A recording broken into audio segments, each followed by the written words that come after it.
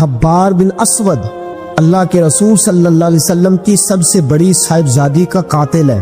حضرت زینب رضی اللہ تعالیٰ عنہ آ رہی تھی مکہ سے مدینہ کی طرف، اس نے نیزہ مارا، آپ گر گئی۔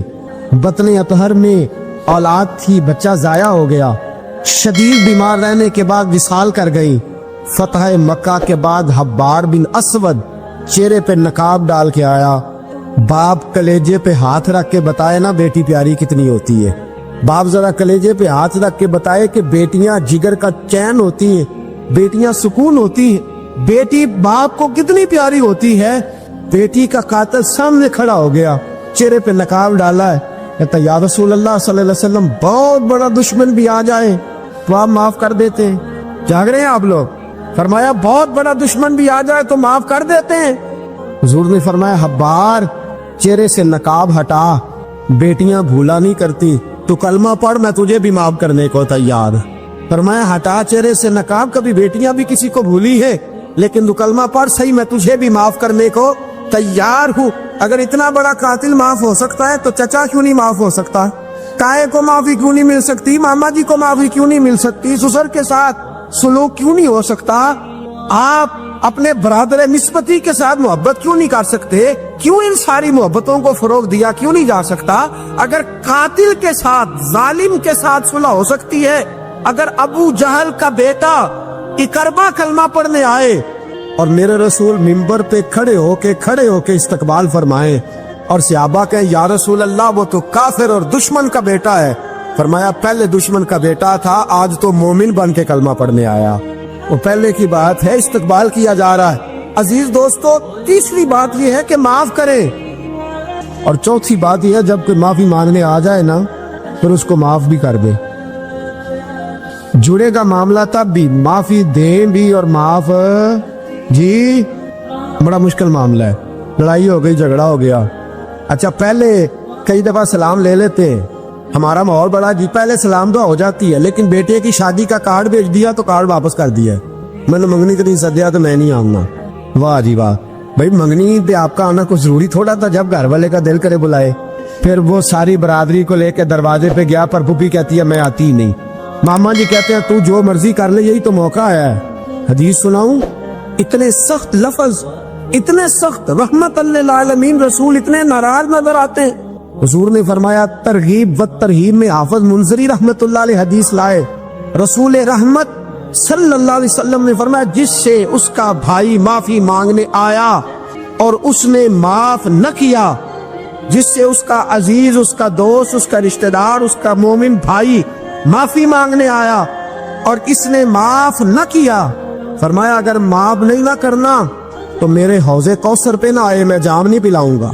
حوض کوثر پہ بالکل نہ آئے، مجھ سے جام کا مطالبہ نہ کرے، سخت گرمی کے ماحول میں میں نہیں جام پلاتا، اگر مجھ سے جام لینا ہے میرے ہاتھوں سے تو جب بھی کوئی معافی مانگنے آئے فوراً معاف کر دیا کرو، جب بھی کوئی۔ اور معافی بندے کے لیے نہیں دینی، اللہ کی رضا کے لیے دے دی۔ بندے میں تو کوتاہیاں موجود رہیں گی، بندے میں تو غلطیاں موجود رہیں گی۔ آج اختلافات ہیں رشتہ داروں میں، اتنے اختلافات کے سال فوتگی ہو گئی، ایک شخص فوت ہو گیا جو کسی کا نانا ہے، کسی کا کسی کا نانا لگتا ہے، کسی کا دادا لگتا ہے، کسی کا ماما لگتا ہے، کسی کا چچا لگتا ہے، کسی کا پھوپھا لگتا ہے، لیکن لڑائیاں بڑی ہیں۔ بیچارہ فوت بھی ہو گیا، انتقال ہی کر گیا، اب بھی جناب آتے ہیں تو سیدھے جنازہ گاہ، اس کے لیے نہیں، لوگوں کو دکھانے کے لیے جنازہ گاہ آئے، جنازہ پڑھا، لوٹ گئے۔ بھئی اتنی نفرت کے مرنے والا ماری گیا ہے اور ہم ابھی تک درگزر کرنے کو تیار نہیں۔ میرے رسول کریم صلی اللہ تعالی وسلم نے فرمایا اگر تو چاہتا ہے کہ تیری عمر بھی زیادہ ہو اور تیرا رزق بھی زیادہ ہو تو اپنے رشتہ داروں سے اچھا سلوک کر، اللہ دونوں چیزوں میں برکتیں پیدا فرما دے گا۔ کن سے اچھا سلوک کر؟ جی یہ نہیں فرمایا وہ بھی جواب میں اچھا ہی کرے تو تب ہے۔ سب سے افضل صدقہ کون سا ہے؟ غریب کو دینا، مسکین کو دینا، یتیم کو دینا، مدرسے کو دینا، مسجد کو دینا، سب سے افضل صدقہ۔ اچھا یہ حدیث آپ نے پتا کیا کرنا جو میں سنانے لگا ہوں، یہ گھر جانا ہے، اس کو لکھ لینا ہے اور اس کو نہ پڑھنا ہے کبھی کبھی کھول کے کہ یہ کیا جملے ہیں حضور سید عالم کے، محبوب پاک کے، یہ کیسے عجیب حضور نے فکرے اور کس انداز میں سمجھا دیا، کتنی خیر انڈیل دی اپنے غلاموں کے دلوں میں۔ حضور نے فرمایا غلاموں پتہ ہے سب سے افضل صدقہ کون سا ہے؟ ایک صحابی کہنے لگے حضور یتیم کو دینا، فرمایا نہیں۔ سب سے افضل صدقہ کون سا ہے یا رسول اللہ؟ مسکین کو دینا، فرمایا نہیں۔ سب سے افضل صدقہ حضور مسافر کو دینا، فرمایا نہیں۔ سب سے افضل صدقہ یا رسول اللہ مجاہدین اسلام کو دینا، فرمایا نہیں۔ حضور پھر بڑی قابل غور حدیث، جاگیے گا ذرا آنکھ کھولیے گا، ذرا ٹیک چھوڑیے گا، ذرا عجیب انداز دیکھیے گا میرے ماں بھئی حدیث میں فکریں کیسے بیان فرمائے۔ رسول پاک نے فرمایا تیرا رشتہ دار ہو، سب سے افضل صدقہ کیا ہے؟ تیرا، بولیے یار، تیرا رشتہ دار ہو اور غریب ہو، حقدار ہو۔ اور اگلے لفظ بڑے عجیب ہیں، تیرا رشتہ دار ہو، غریب ہو اور تجھ سے ناراض ہو۔ کیسی بات ہے؟ فرمایا تیرا رشتہ دار ہو، غریب ہو اور تجھ سے ناراض ہو، فرمایا کسی بھی طریقے اس کے گھر صدقہ پہنچا دے، سب سے افضل صدقہ کرنے کا ثواب لکھا جائے گا۔ سب سے افضل صدقہ، تیرا رشتہ دار بھی ہو، ضرورت مند بھی ہو اور تجھ سے، سبحان اللہ، ہمارا تو حال یہ ہے کہ اس کو کسی طرف سے آتا بھی ہو تو ہم روک دیتے، کہتے نہیں نہیں ایڈا تگڑا کام کر رہے ہیں تو یہ نکال نہیں دیندے ہو، یہ چار منڈے نے کما کے کھان ہو، صاحب اس کو کیا بھائی؟ فرمایا تیرا رشتہ دار ہو، حقدار ہو، ضرورت مند ہو، شرط یہ بھی لگا دی کہ ساتھ کچھ سے ناراض بھی رہتا ہو، اس کو تو صدقہ دے گا تو اللہ تجھے سب سے افضل صدقہ کرنے کا ثواب عطا۔ تو توڑنے والوں نہ بنو، جوڑنے والے بنو، جوڑ جاؤ۔ محبوب پاک سید عالم صلی اللہ تعالی علیہ وسلم نے فرمایا لا يدخل الجنت قاطع، فرمایا جو رشتے توڑنے والا ہے جنت میں نہیں جائے گا، جو رشتے توڑنے والا ہے وہ جنت میں نہیں جائے گا۔ الذین ینقضون عہد اللہ من بعد میثاقہ ویقطعون ما امر اللہ بہ ان یوصل ویفسدون فی الارض، فرمایا جو رشتے توڑے گا وہ تو زمین میں فساد برپا کر دے گا، وہ زمین میں اولئک هم الخاسرون، یہ وہ لوگ ہیں دنیا میں بھی نقصان اٹھائیں گے اور آخرت میں بھی نقصان اٹھائیں گے رشتہ داریاں جوڑنے۔ اور یہ نہیں فرمایا کہ وہ تجھ سے اچھا سلوک کرے تب بھی ہے، سامنے والا بھی سیانا ہی ہو تو تب ہے، تو نے اس کے لیے اس نے سلوک نہیں کرنا، تو نے تو اپنے اللہ رسول کو راضی کرنے کے لیے اس نے سلوک کرنا ہے، اس کے لیے تھوڑی کرنا ہے۔ سل من قطع کا لفظ کیا ہے؟ اور میں آپ کو ذاتی بات بتاتا ہوں، ایک آدھ دفعہ یہ تجربہ کر کے دیکھا، اس میں خیر ہی بڑی ہے۔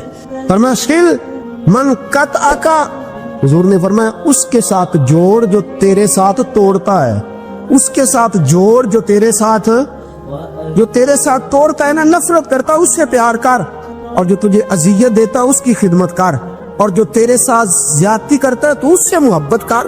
اصل پیار تو یہ ہے، جوڑنے والے سے تو سارے جوڑ لیتے ہیں، محبت کرنے والے سے تو سارے محبت کر لیتے ہیں، ورنہ سل من قطع کا، اس کے ساتھ جوڑ جو تیرے ساتھ توڑے، جو نفرت کرے اس سے پیار کر، پھر تیرے ضعف کا پتہ چلے گا، پھر تیرے حوصلے کا پتہ چلے گا، پھر تیری دلیری سمجھ میں آئے گی۔ تو دوستو جوڑنے والے بن جائیں، پیار کرنے والے بن جائیں، نفرتیں نہیں محبتوں کو فروغ دیں۔ اگر یہی کام ہوتا، میں کہا کرتا ہوں اگر دولت بڑی پیاری ہوتی نا تو سب سے زیادہ سیدہ فاطمہ کے گھر رہتی۔ اگر یہ بہت اعلیٰ چیز ہوتی تو یہ تو وہ والا گھرانہ ہے کہ 3 دن چولہا نہیں جلا۔ اور کنز المال میں وہ لفظ موجود ہے کہ حضرت ابو ہریرہ فرماتے ہیں کہ اونٹ کے بالوں کی بنی ہوئی چادر سیدہ فاطمہ نے اوڑھی ہوئی تھی، اونٹ کے بالوں کی بنی ہوئی چادر، اور وہ چکی پیس رہی تھی، چکی چلا رہی۔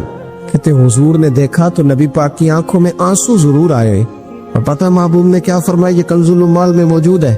محبوب فرمانے لگے شہزادی دنیا میں تھوڑی سی تکلیف برداشت کرو، آخرت کی ساری عزت اللہ تمہیں ہی عطا فرما۔ سبحان اللہ۔ یہ تھوڑی دشواری ہے، یہاں ہر بندے کی بیٹی دکھی نہیں، جس کو بھی پوچھ لیں دکھی ہے، جس سے بھی پوچھ لیں حضرت جی دعا کرنا، پیر صاحب دعا کرنا، مفتی صاحب دعا کرنا، بزرگ کو دعا کرنا، کیوں جی بیٹی بڑی تکلیف میں، کیوں جی کہتے سسرال والے کام بڑا کراتے ہیں، چکی پیستی ہے، لیپا پوتی کرتی ہے، اس کے ہاتھوں میں چھالے پڑ جاتے ہیں۔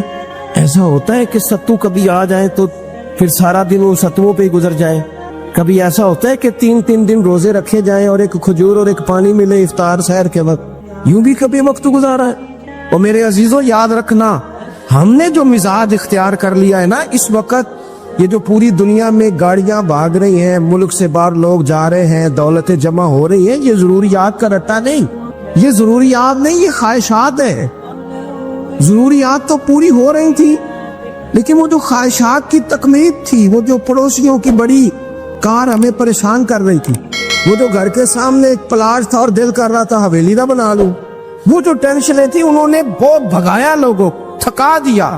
نظریاتی زندگی، اور نظریاتی زندگی میں کچھ کرنے کا عہد، کچھ ارادہ کیا جائے کچھ کام کرنے کا۔ دیکھو سارے لوگ ساری ڈیوٹیاں تو نہیں کر سکتے، میں یہ مائک اپریٹ نہیں کر سکتا، تو پھر میرا خیال ہے مجھے اس بندے کی بھی قدر کرنی چاہیے جو اسے چلا سکتا ہے۔ جو کام میں گاڑی میں سفر کرتا رہتا ہوں، وہ کہاں گھوم آتے ہیں، تو میں تو سو جاتا ہوں کئی دفعہ گاڑی میں، لیکن ڈرائیور کو لوگ ڈرائیور کہہ کے پکارتے ہیں، حالانکہ تو سویا ہوا تھا، وہ تو جاگ رہا تھا۔ اس کی اہمیت کو سمجھنا چاہیے۔ ہم نہ زندگی میں کوئی بھی کام کریں، ایک تو کام کریں، اور جو ایک کریں زندگی میں لیکن ذرا سونا کر کے کریں، کوئی ایک مقصد بنا لیں، کوئی ایک مقصد ہو، کوئی ارادہ ہو، کوئی پروگرام ہو۔ نہ سمجھ آئے تو بخاری میں حدیث موجود ہے، ایک بوڑھی اماں حضور کی مسجد میں جھاڑو دیتی تھی، اور چلو کچھ کرتی تو تھی نہ یار، اور دیکھو سعادت جھاڑو وہاں دیتی ہے جہاں 70,000 فرشتے سویرے آتے ہیں، 70 شام آتے ہیں۔ سبحان اللہ، سبحان۔ حضور کی مسجد شریف میں جھاڑو دیتی ہے خاتون۔ ہمارے ہاں تو خیر امام خطیب کی بھی کوئی قدر نہیں ہوتی، کوئی نہیں ہوتی۔ امام کبھی کو مشورہ دے لے تو کہتے ہیں سلامہ زیادہ دیندہ ہے، مولوی نواں لے آؤ، یہ مشورہ زیادہ دیتا ہے، اس کو چینج کرو۔ اور مسجد کے خادم کی کوئی حیثیت، لیکن جو مسجد میں جھاڑو دینے کی فضیلت ہے نا، حضرت بابا فرید صاحب سے جب کوئی بندہ کہتا تھا نا دل بڑا پریشان ہے، تو بابا صاحب کہتے تھے مسجد میں جھاڑو دیا کر، اللہ سکون عطا کرے گا۔ مسجد میں جھاڑو دیا کر، اٹھ نہ فریدا ستیا تے خلقت ویکھن جا، تے متے کوئی مل جائی بخشیا تے چل تم ہی بخشیا جا۔ اٹھ نہ فریدا ستیا تے جھاڑو دے مسیت، اوے تو ستا ہے تے رب تے جاگدا ہے، تیری ڈاڈے نال پریت۔ اٹھنا کچھ کر۔ وہ خاتون چلو کوئی کام تو کرتی تھی نا۔ دیکھو نا گلی سے گزرتے ہیں لوگ، اب کھڈا ہے، سب کا موٹر سائیکل گاڑی سب تنگ ہوتے، جو بندہ ابھی گزر رہا ہے نا روڈ پہ وہ تبصرہ کر رہا ہے کہ دیکھو بلدیہ والے صحیح نہیں کرا۔ تبصرہ جو سارے کرتے ہیں کہ ایک کئی تے ایک دابڑا، 2 بندے درکار ہیں، راستہ ٹھیک ہو جاتا ہے، پر اتنی محنت کرنے کو کوئی تیار ہے، کیونکہ ہمارے ملک میں جو شے سب سے عام ہے وہ تبصرہ ہے۔ تبصرہ کرو صبح شام جتنا ممکن ہے، تبصرے کرو، ڈیوٹی یہی ہے ہماری۔ وہ خاتون مسجد شریف میں جھاڑو دیتی تھی، کوئی زندگی کا مقصد تو بنایا، کوئی نظریہ تو ہے۔ صحابہ نماز پڑھ کے چلے جاتے، خاتون جھاڑو لیتی، حضور کی مسجد شریف میں جھاڑو دیتی۔ بیمار ہو گئی، قربان جائے، حضور تیمارداری کے لیے تشریف لے گئے، رات کو انتقال ہو گیا، ٹھنڈ کا موسم تھا، حضور کا حکم ہے جلدی تدفین کر دو۔ صحابہ نے تکلیف دینا مناسب نہ جانا، اس خاتون کی تدفین کر دی۔ سارا کچھ جاننے والے رسول جو فرش پہ کھڑے ہو کے عرش کی خبریں دے، وہ تشریف لائے اور آ کر کے پوچھا خبر کیوں نہیں دی مجھے؟ اس بوڑھی کے جنازے کی کوئی کام تو کرتی تھی نا، کوئی ڈیوٹی تو کی نا، خبر کیوں نہیں دی؟ ویسے تو وارث جنازہ پڑھ دے تو دوسرا جنازہ جائز نہیں ہو، وارثوں نے نہ پڑھا ہو تو دوسرا جنازہ پڑھا جا سکتا ہے۔ حضور تو خود وارث ہے نا ساری امت کے، ہائے ہائے بے شک۔ تو رسول کریم قبر پہ کھڑے ہو کے فرمانے لگے صفے بناؤ، میں دوبارہ جنازہ پڑھاؤں گا۔ سبحان اللہ، میں دوبارہ جنازہ پڑھاؤں گا۔ کیوں؟ زندگی میں کوئی خدمات تو ہے نا، کوئی ڈیوٹی تو ہے نا۔ پہلے تو ہم کچھ کرتے نہیں، اور اگر کرتے بھی ہیں تو صرف دوسروں کا دھیان ہی رکھتے ہیں، دوسروں پر توجہ ہوتی ہے کہ فلانا فلانا۔ بھئی آپ اپنا کام کریں، کچھ زندگی میں کر گزرے، کوئی ڈیوٹی کریں۔ اگر زندگی نظریاتی ہوگی، دیکھو ڈھیر سارے لوگ ہوتے ہیں، نام میرا شاید آئے گا کہ مدرسہ انہوں نے بنایا ہے، مسجد انہوں نے بنائی، میرا ہی نام آئے گا اگر کہیں میں بناؤں گا، لیکن زمین دینے والے کا بھی ایک کردار ہوتا ہے، اس میں نقشہ نویس کا بھی ایک کردار ہوتا ہے، اس میں ایک اینٹ خرچ کرنے والے کا بھی کردار ہوتا ہے۔ پھر وہ کام ختم نہیں ہوتا۔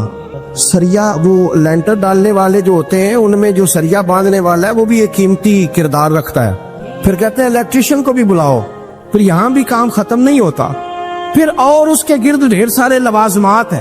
جو بندہ جو کردار ادا کر، عالم اگر کتاب لکھ بھی دے تو ہو سکتا ہے کتابت نہ کر سکے، اور اگر کاتب بھی ہو تو ہو سکتا ہے اسے پبلش نہ کر سکے۔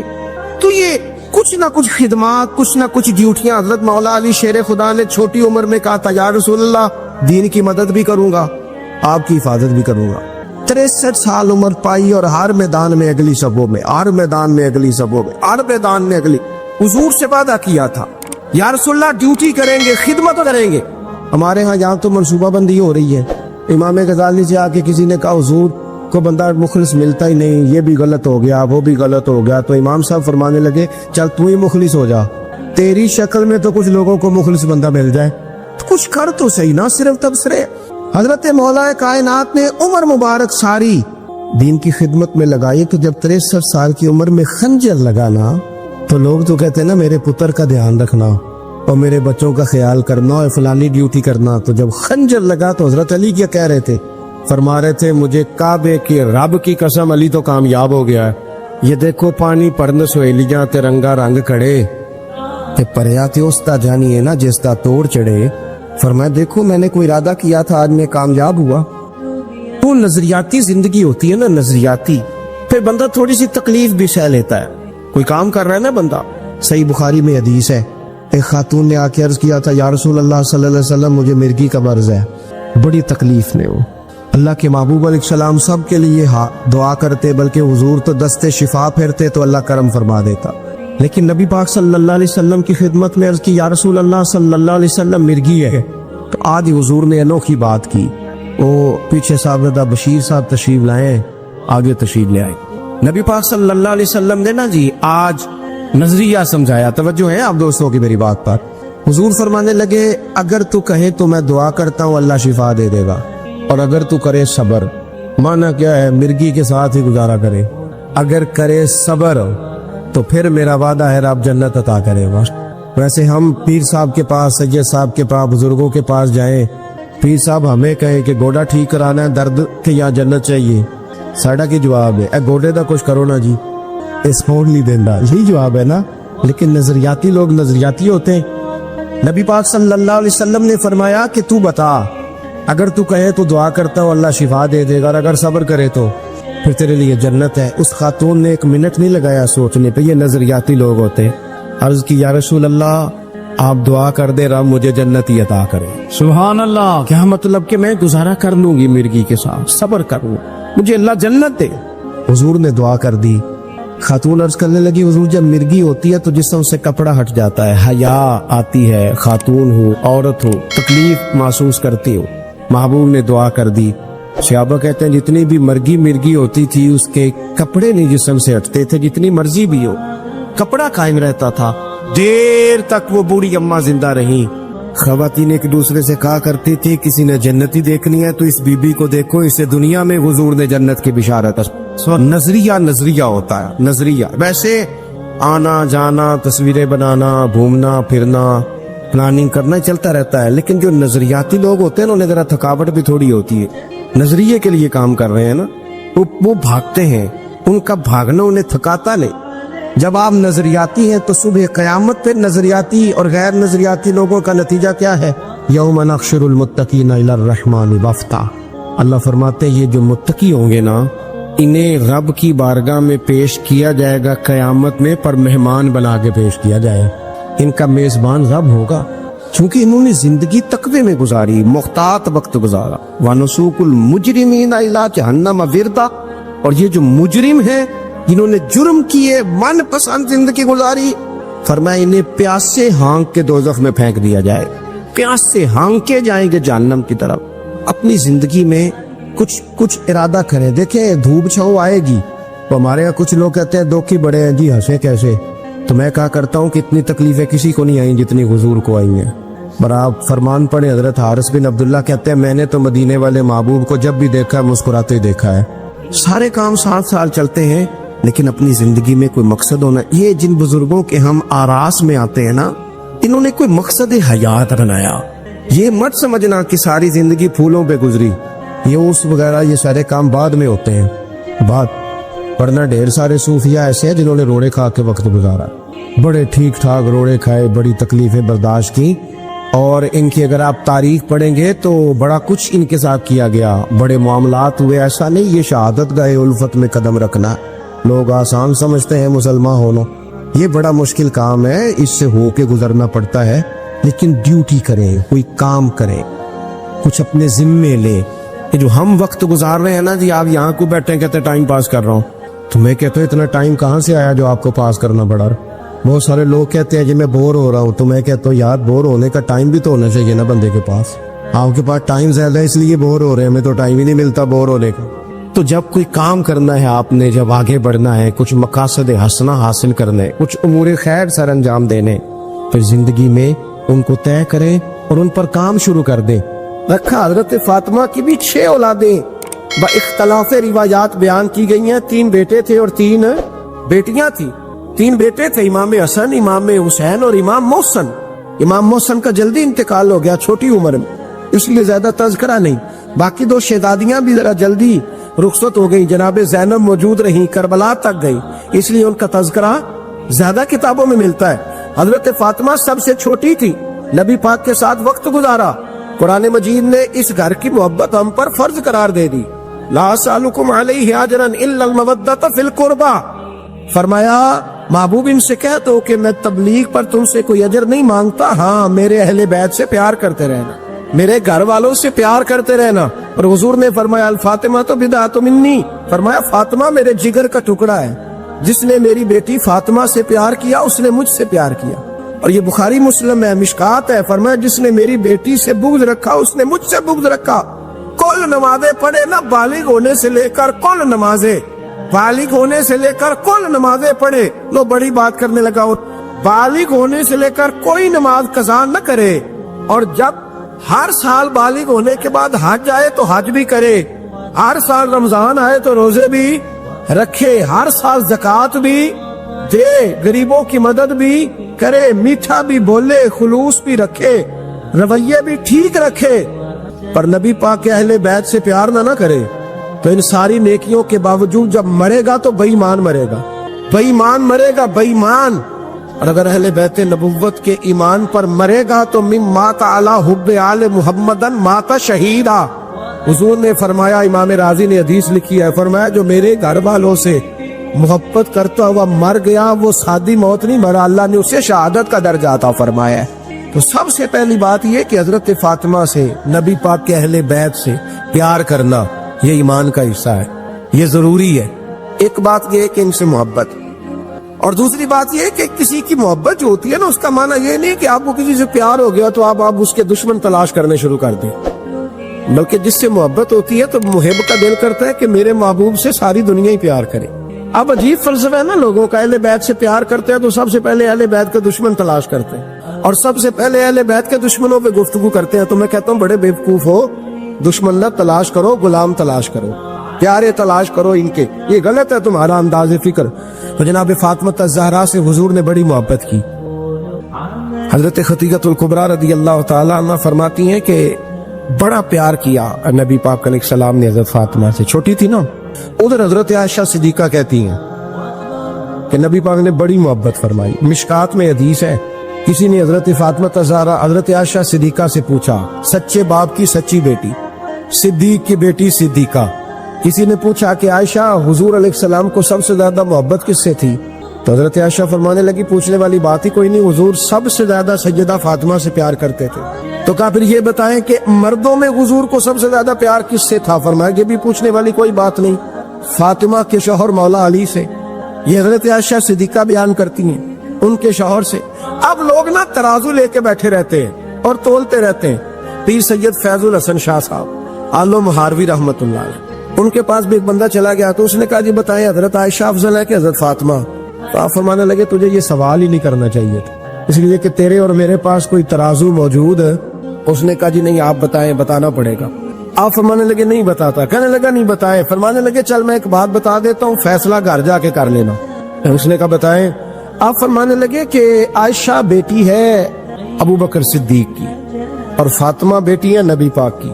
تو فرمانے لگے کہ ابو بکر کی جو بیٹی ہے نا وہ نبی پاک کی بیٹی سے افضل نہیں ہو سکتی۔ اور پھر فرمانے لگے کہ فاطمہ زوجہ ہے مولا علی کی اور عائشہ زوجہ ہے مصطفیٰ کریم کی۔ تو فرمانے لگے جو علی کی بیوی ہے وہ نبی کی بیوی سے افضل نہیں ہو سکتی۔ تو وہ کہنے لگا جی نتیجہ کیا ہے؟ فرمایا گھر جا کے نکال لینا، نتیجہ تو گھر جا کے نکال، یہاں ترازو پکڑ کے نہ بیٹھ۔ ہاں جو حضرت عائشہ نے کہا اس پر غور کر۔ حضرت عائشہ خود گواہی دیتی ہے سب سے زیادہ حضور حضرت فاطمہ سے پیار کرتے، چھوٹی عمر تھی۔ تو جناب خدیجہ انداز دیکھیے گا بیٹی کی محبت کا۔ حضرت خدیجہ فرماتی ہیں حضور جب گھر آتے نا تو دروازے پہ کھڑے ہو کے اونچی آواز میں فرماتے السلام علیکم، کہتے حضور نہ سلام لیتے، میں جواب دیتی، اپنے گھر حضور آئے ہیں پر نبی پاک دروازے پہ کھڑے ہیں۔ فرماتی ہے کھڑے رہتے حضور، میں پھر تھوڑا ہنستی اور پھر میں کہتی فاطمہ سنتی ہو؟ اماں جی سنتی ہوں۔ فرمایا تمہارے ابا آ گئے ہیں دروازے پہ۔ تو فرماتی ہیں جناب فاطمہ وہاں سے دوڑ کے آتی اور رسول کریم کا دروازہ کھولتی، پھر نبی پاک کو انگلی سے پکڑ کے اندر لاتی۔ فرماتی جب تک وہ جاتی نہیں اللہ کے رسول دروازے پہ کھڑے رہتے، وہ انگلی پکڑ کے لاتی، پھر رسول کریم انہیں گود میں بٹھا لیتے۔ فرماتے وہ چھوٹی چھوٹی باتیں پوچھتی اور حضور ان کے بڑے بڑے جواب دیتے۔ وہ چھوٹی چھوٹی باتیں، بچپن کی ایک بات لکھی ہے ہمارے محدثین نے، ایک دن چھوٹی عمر میں، بالکل چھوٹی عمر میں حضرت فاطمہ نے پوچھا یا رسول اللہ میں اپنے رب کو کب دیکھوں گی؟ اللہ اکبر، عمر چھوٹی اور بات بڑی کر دی، میں کب دیکھوں گی؟ تو حضور نے فرمایا فاطمہ بڑی جلدی، رب کریم تمہیں جنت میں لے جائے گا اور ساری جنتی عورتوں کی سردار بنائے گا اور پھر میرا رب تجھے اپنا دیدار بھی کرائے گا۔ جناب فاطمہ تو زہرا رضی اللہ تعالیٰ عنہا چھوٹی چھوٹی باتیں کرتی۔ حضرت خدیجہ کہتی ہیں جب چلے جاتے نا حضور تو میں پھر بلاتی، میں کہتی ادھر آنا فاطمہ، کیا باتیں کر رہی تھی اپنے ابا سے؟ تو کہتی پھر وہ مجھے بتاتی بھی اور راضی بھی ہوتی۔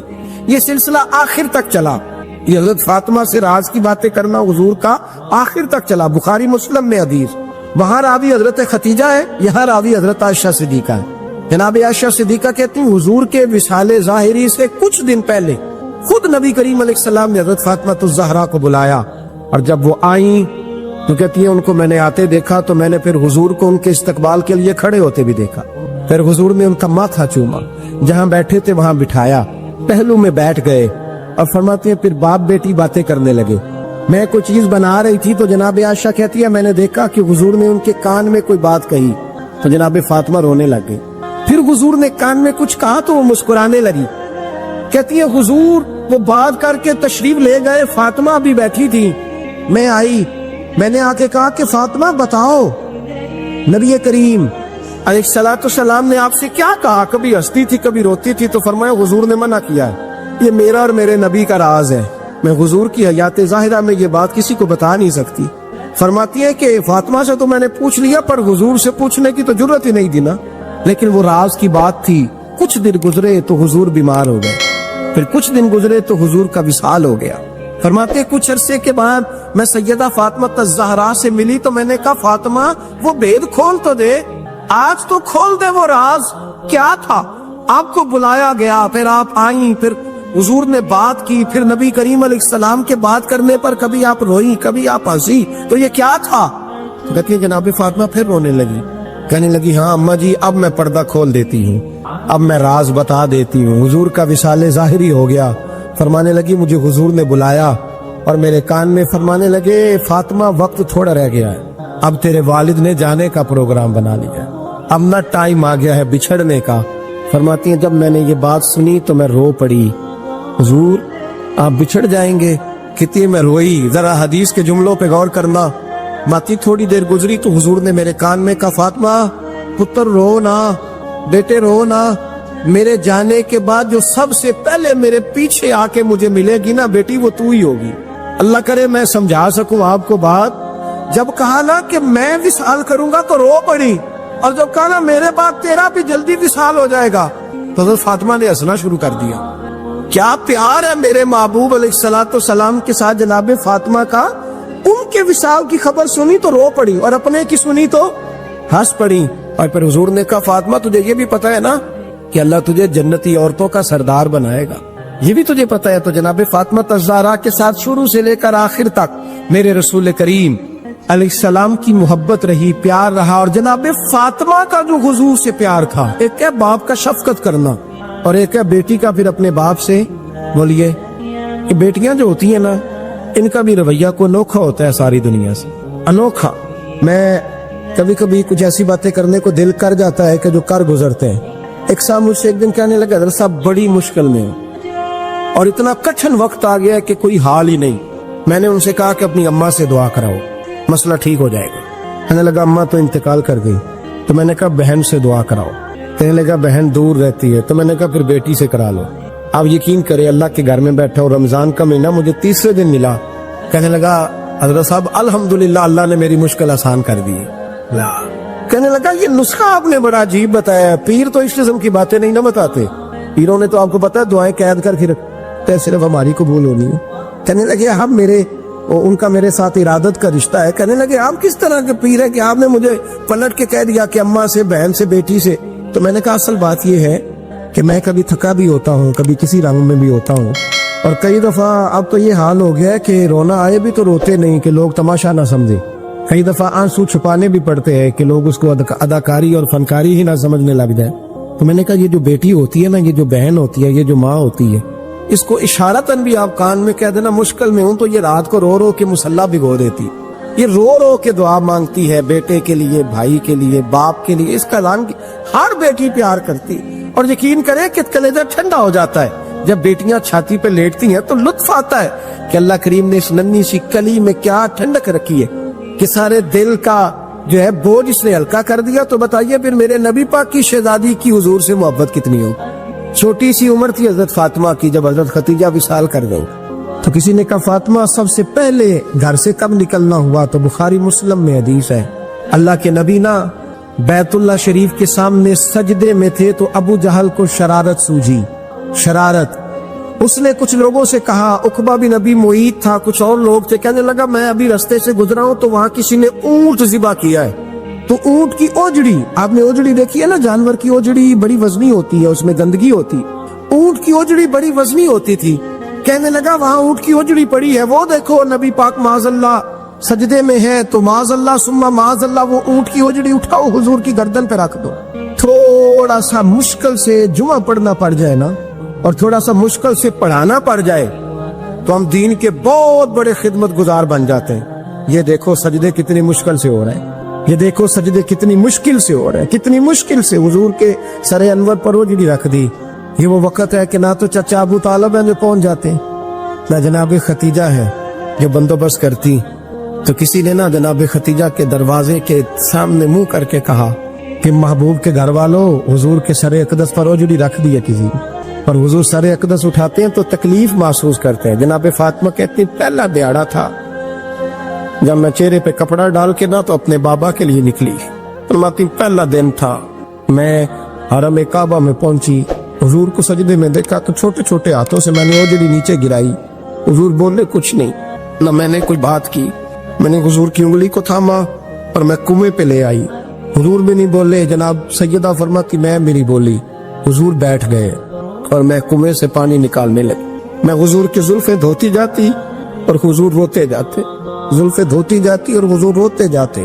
پھر حضرت فاطمہ نے جب حضور کی زلفیں دھو لی تو ہاتھ اٹھائے، کہا اے اللہ جنہوں نے میرے بابا کو تکلیف دی ہے نا ان کو برباد کر دے۔ میں رات روایت پڑھ رہا تھا مشکات سے تو میں حیران ہو رہا تھا کہ یہ عجیب منظر ہے، یہ عجیب منظر ہے کہ جب طائف والے پتھر مارے اور نبی کریم علیہ السلام سے حضرت زید بن حارثہ کہ حضور دعا کریں یہ تباہ ہو جائے، تو نبی پاک کہ نہیں زید میں نے نہیں ان کے لیے تباہی کی دعا کرنی، یہ نہیں ٹھیک ہوتے تو ہو سکتا ہے ان کی نسلیں ٹھیک ہو جائیں۔ اور جب احد میں وہ لوگ پتھر مار کے دانت شہید کر دیں، حضرت ابوبکر صدیق جیسی ٹھنڈی طبیعت کا آدمی عرض کرے حضور دعا کریں یہ تباہ ہو جائے، تو حضور نے فرمایا اللہم اہد قومی فإنہم لا یعلمون، یا اللہ میری قوم کو ہدایت دے، یہ جانتے نہیں یہ کیا کر رہے ہیں۔ حضور نے کبھی بھی کسی کے لیے دعائے ضرر نہ فرمائی، لیکن آج یہ عجیب منظر ہے، شاید یہ واحد وہ وقت ہے کہ جناب فاطمہ الزہرا نے جب کہا نا کہ اے اللہ انہیں برباد کر دے، انہوں نے آج میرے والد کو تکلیف دی ہے، حضرت فاطمہ کی دعا سن کے تو حضور نے بھی ہاتھ اٹھائے، کہا اللہ جیسے میری بیٹی کہتی ہے نا ویسے ہی کر دے، اللہ کر دے انہیں برباد، فاطمہ جیسے کہتی ہے ویسے، اللہ کرے آپ کو سمجھ آئے میری بات کی کہ وہاں جہاں شدید تکلیف دی گئی وہاں حضور نے کسی کے لیے ایسی دعا، اور یہاں فرمایا اللہ جیسے فاطمہ کہتی ہے ویسے۔ اللہ اکبر۔ حضرت عبداللہ ابن مسعود کہتے ہیں کہ وہ دعا بھی میں نے سنی، اور پھر میں نے ان سب لوگوں کو جن کے لیے جناب سیدہ نے دعا کی تھی ان سب کو پھر میں نے بدر میں کٹتے ہوئے بھی دیکھا، میں نے ان کی لاشوں پر گھوڑے چلتے ہوئے بھی دیکھے، پھر میں نے دیکھا کہ صحابہ انہیں گھسیٹ کر کنووں میں ڈال رہے تھے، میں غور سے دیکھ رہا تھا اور ان کے چہرے پہچان رہا تھا، تو مجھ سے کسی نے کہا عبداللہ تم کیا غور کر رہے ہو؟ تو میں نے کہا میں غور کر رہا ہوں یہ وہی ہے سارے جن کے لیے سیدہ فاطمہ نے دعا کی تھی کہ یہ برباد ہو جائے، یہ وہی ہے میرے رسول کریم علیہ السلام کی ہر تکلیف کو جناب فاطمہ نے اپنی تکلیف سمجھا، ہر تکلیف کو جب انسان کے دائیں بائیں کچھ لوگ ہوتے ہیں نا، اس کے دکھ بھی سمجھنے والے، سکھ سمجھنے والے لوگوں کی تعداد لمبی چوڑی ہوتی ہے۔ ہمارے زمانے میں ہمارے ہر آدمی کے ساتھ ذاتی مطالبات ہیں، ذاتی، تو جب تک وہ میرا مطالبہ پورا کرتا رہتا ہے میرا اس سے پیار رہتا ہے، اور جب وہ میری خواہشات پوری کرنی چھوڑ دیتا ہے پھر میرا اس سے کوئی رشتہ نہیں رہتا۔ میرے عزیز، حضرت فاطمہ الزہرا کا کمال یہ ہے کہ انہوں نے میرے محبوب کا دکھوں میں ساتھ دیا، حضور کی تکلیف پر وہ تکلیف میں آتی، پریشان ہوتی۔ یہاں سے بات چلی 4-5 سال عمر مبارک تھی، حضرت فاطمہ کی کل عمر 29 سال ہوئی ہے، 15 سال یا کچھ زیادہ آپ کی عمر تھی جب حضور نے بیاہ کر دیا تھا۔ ہم لوگ سمجھتے ہیں کہ شاید اب آپ 30 سال کے بچے کو کھڑا کر کے کہیں کہ دین کی کوئی بات کر، کوئی تکلیف برداشت کر، تو کہتے ہوں میں تو ابھی بچہ ہوں، یعنی 29 سال کی عمر ہوئی ان کی۔ چلیں جس نے زیادہ لکھی ہے اس نے 32-33 لکھ دی ہوگی، 40 تک کوئی بندہ نہیں گیا، لیکن میں جس روایت پر زیادہ اعتماد کرتا ہوں ان راویوں نے 29 سال عمر حضرت فاطمہ کی، اور ڈھیر سارے محدثین نے لکھی۔ یارو حیرانگی کی بات ہے نا، اس 29 سال کی عمر میں انہوں نے حضور کا بھی کھول کے ساتھ دیا، مولا علی کا گھر بھی پورا آباد کیا، اپنے شہزادوں کی تربیت کر کے میدان کربلا بھی سارا سجا دیا، دنیا کا انقلاب برپا کر دیا 29 سال کی عمر میں۔ کام کرنا ہو تو سال تھوڑے بھی بڑے ہوتے، اور نہ کرنا ہو تو پھر تو 80 سال کے بچے بھی میں نے دیکھے ہیں۔ بزرگ مجھ سے ناراض نہ ہو جائے، اللہ مجھے بے ادبی سے بچائے، میں صحیح کہہ رہا ہوں، میں نے 80 سال کے بچے بھی۔ آپ نے بڑے تب ہونا ہے جب آپ نے نفسیاتی طور پہ بڑے ہونا ہے، لیکن آپ کی عمر ہو گئی ہو 70 سال، لیکن تصویروں کی خواہش ابھی بھی نہ جاتی ہو، ابھی بھی پروگرام بنتا ہو کہ کوئی بندہ مل جائے تو بریانی کھانے جائے لاہور، ابھی بھی آپ اس سے نکلے نہ ہو، اس کیفیت سے ذوق شوق ابھی وہی ہو، اس کا مطلب یہ ہے کہ قد بڑا ہوا، عمر بڑی ہوئی، لیکن ذہنی اور نفسیاتی طور پر وہ پختگی نہیں آئی جس کی ضرورت تھی۔ ہمیں ذہنی طور پر پختہ ہونا چاہیے۔ میری بات پر توجہ کریں گے آپ حضرات اور غور کریں گے، نبی کریم علیہ السلام کی تکلیفوں میں انہوں نے ساتھ دیا۔ ایک تو یہ اوجری اتاری، تو پھر یہ وقت بیتتا گیا۔ ایک حدیث کے راوی مولا علی شیر خدا ہے، امام صاحب نے لکھی ہے، نبی پاک نے نا دین کے لیے بڑی مشقت کی، جدوجہد کی۔ حضرت فاطمہ چھوٹی عمر سے دیکھتی آ رہی تھی حضور کو کام کرتے۔ حضور کی عادت مبارکہ تھی جب سفر پہ تشریف لے جاتے تھے تو سب سے آخر میں سیدہ فاطمہ کے گھر جاتے، واپس آتے تو سب سے پہلے سیدہ فاطمہ کے گھر جاتے۔ مولا علی کہتے ایک دن میں نے عجیب نظارہ دیکھا، نبی کریم علیہ السلام سفر سے واپس آنے والے تھے، میں نے حضرت فاطمہ کو اطلاع دی کہ حضور آج پہنچ جائیں گے، تو انہوں نے گھر سارا صاف کیا، سجایا، سوارا، کھانا پکایا۔ لیکن فرماتی ہیں جیسے ہی حضور اندر داخل ہوئے نا گھر کے، جناب فاطمہ نے حضور کا چہرہ دیکھا تو ہاتھ پکڑ کے چومنے لگی، اور کہتے ہیں جب انہوں نے سر اٹھایا تو ان کا چہرہ سارا آنسوؤں سے بھرا ہوا تھا۔ رسول کریم نے بیٹی کے سر پہ ہاتھ رکھا، بٹھا لیا، فرمایا فاطمہ بیٹے رونے والی تو بات کوئی نہیں تھی، کیوں رو پڑی ہو؟ تو عرض کرنے لگی محبوبہ میں بچپن سے دیکھ رہی ہوں، محنت کرتے، جد و جہد کرتے، مشقت کرتے، یا رسول اللہ آج آپ آئے ہیں تو آپ کے چہرے پر تھکاوٹ کے آثار ہیں، حضور وجود تھکا ہوا ہے۔ یا رسول اللہ میں نے ساری زندگی آپ کو کام کرتے دیکھا ہے، مدینے والے حبیب مجھے بتا تو صحیح کام کب تک کرنا ہے؟ کو وقت آئے گا جب آپ کی کمر بھی بستر سے لگے، کو ٹائم آئے گا آپ گھر میں بیٹھیں، من پسند غذائیں کھائیں، حضور کب تک یہ جد و جہد کرنی ہے، کب تک یہ کام ہوگا؟ جناب فاطمہ فرماتی حضور نے میرے آنسو پہنچے۔